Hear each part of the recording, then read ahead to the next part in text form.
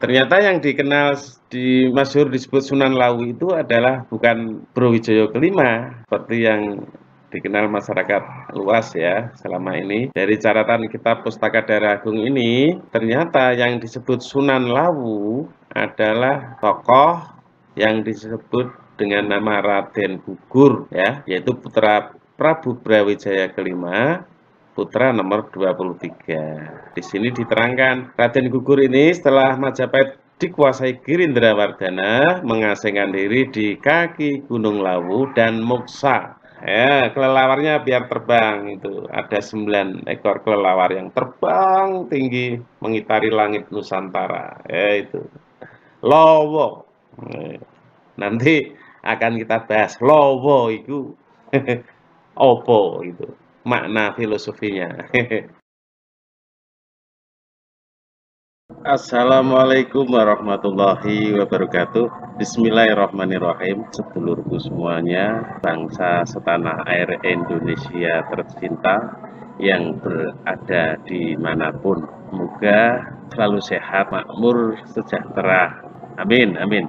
Di video kali ini saya akan memaparkan silsilah Prabu Brawijaya kelima atau Raja Majapahit terakhir, lengkap dengan nama-nama putra-putri keturunan beliau yang berjumlah 100 orang. Jika video ini disukai, silahkan tekan tombol like, klik. Dan jika saudaraku berkenan membantu perjuangan channel saya, channel Supriyo Shakib yang masih sangat kecil ini, untuk mengungkapkan silsilah leluhur darah Agung Nusantara, tekan tombol subscribe. Subscribe kalau video ini dirasa bermanfaat, share, bagikan ke keluarga-keluarga terdekat, orang-orang tersayang ya. Dan jangan lupa tekan tombol notifikasi lonceng supaya kalau saya mengupload video baru kelanjutan dari silsilah tokoh darah Agung di Nusantara ini, saudaraku tidak ketinggalan informasi.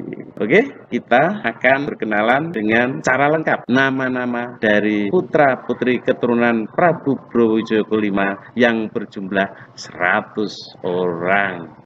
Ya saudaraku, ini saya buatkan lembar khusus ya tentang nama-nama putra-putri keturunan Brawijaya kelima, putra nomor 23 sampai 50 ya di halaman ini lembar isi. Mohon diperhatikan, putra nomor 23 Raden Gugur setelah Majapahit dikuasai Girindrawardhana, mengasingkan diri di kaki Gunung Lawu dan Moksa, dikenal dengan nama Sunan Lawu ya. Jadi itu saudaraku, ternyata yang dikenal masyhur disebut Sunan Lawu itu adalah bukan Brawijaya kelima seperti yang dikenal masyarakat luas ya selama ini. Dari catatan kitab Pustaka Dara Agung ini, ternyata yang disebut Sunan Lawu adalah tokoh yang disebut dengan nama Raden Gugur ya, yaitu putra Prabu Brawijaya kelima, putra nomor 23. Di sini diterangkan, Raden Gugur ini setelah Majapahit dikuasai Girindrawardhana, mengasingkan diri di kaki Gunung Lawu dan Moksa.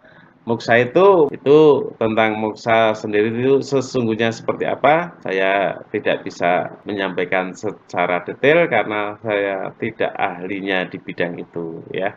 Saudaraku, kita lanjut dengan putra nomor 24 ya. Nomor 24 ini bernama Retno Kanistren ya. Ya, kelelawarnya biar terbang itu. Ada 9 ekor kelelawar yang terbang tinggi mengitari langit Nusantara. Ya itu.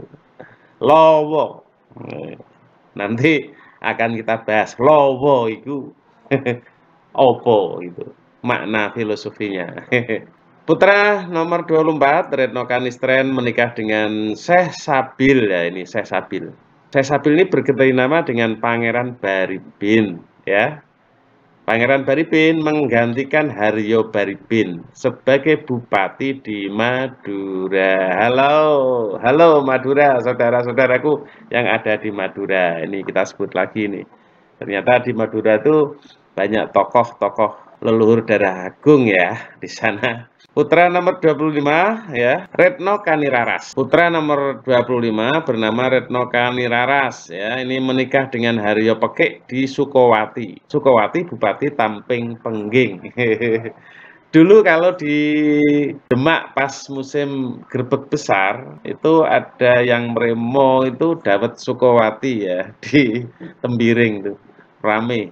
Putra nomor 26 Dewi Ambar menikah dengan Partoko. Putra nomor 27 Raden Haryo Suwongso meninggal di Kedu.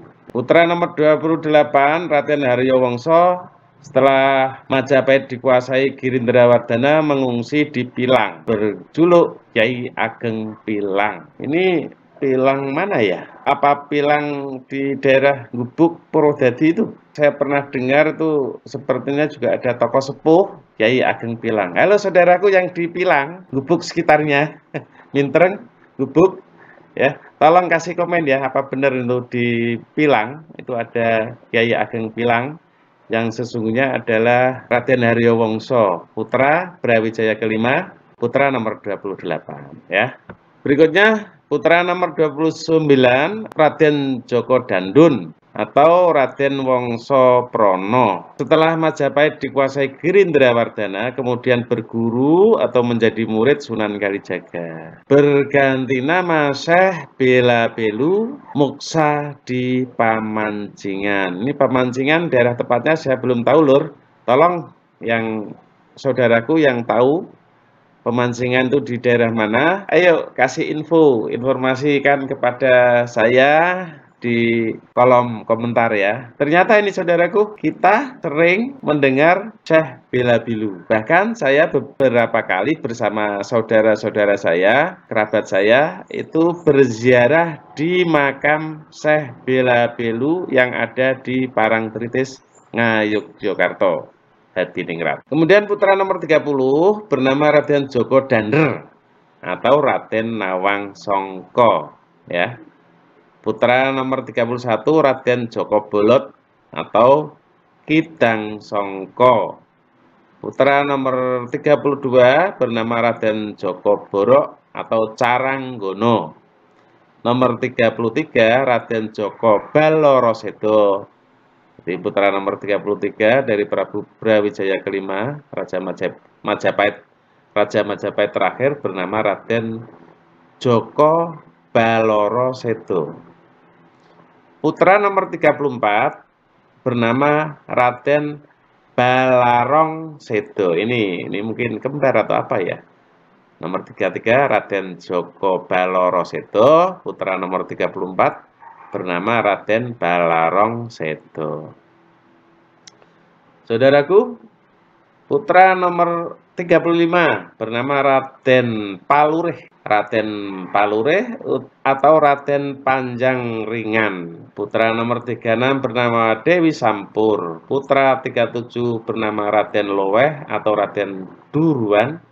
Putra nomor 38 bernama Jaduk, Raden Jaduk atau Malang Sumirang. Putra nomor 39 bernama Raden Balut atau Megatsari. Putra nomor 40 bernama Raden Puri. Ini ada keterangan meninggal masih kecil, jadi tidak punya keturunan.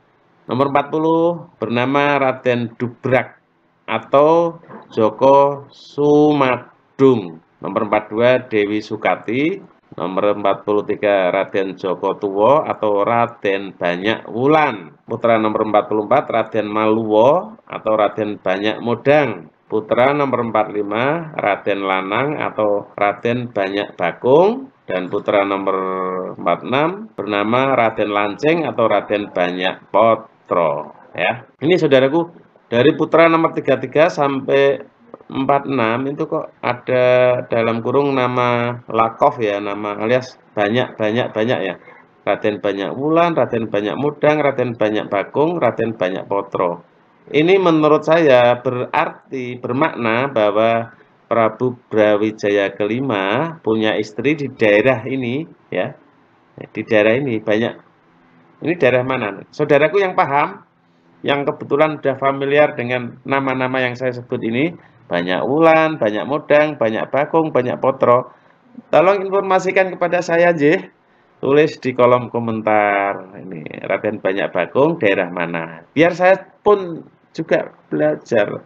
Tambah wawasan, tambah ilmu pengetahuan, tambah sedulur se-Indonesia ini. Karena niat kita adalah memang berangkat dari niat tulus untuk menyambungkan generasi sekarang dengan generasi leluhurnya. Itu biar tidak putus.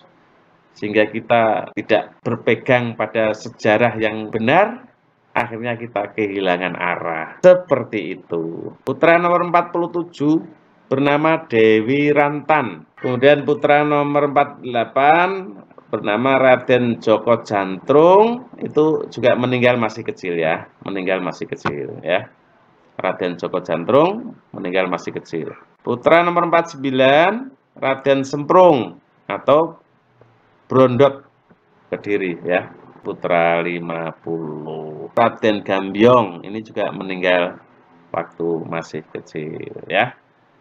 Itulah saudaraku, kita sudah sampai menyebutkan para putra Prabu Brawijaya kelima, mulai lanjutan ya, lanjutan dari episode pertama putra nomor 23 sampai putra 50 ya. Kita akan lanjut sampai 100 supaya saya tidak dikomplain oleh saudara-saudaraku. Katanya 100 orang lengkap, baru 22 sudah selesai. Ya, ini saya penuhi ya.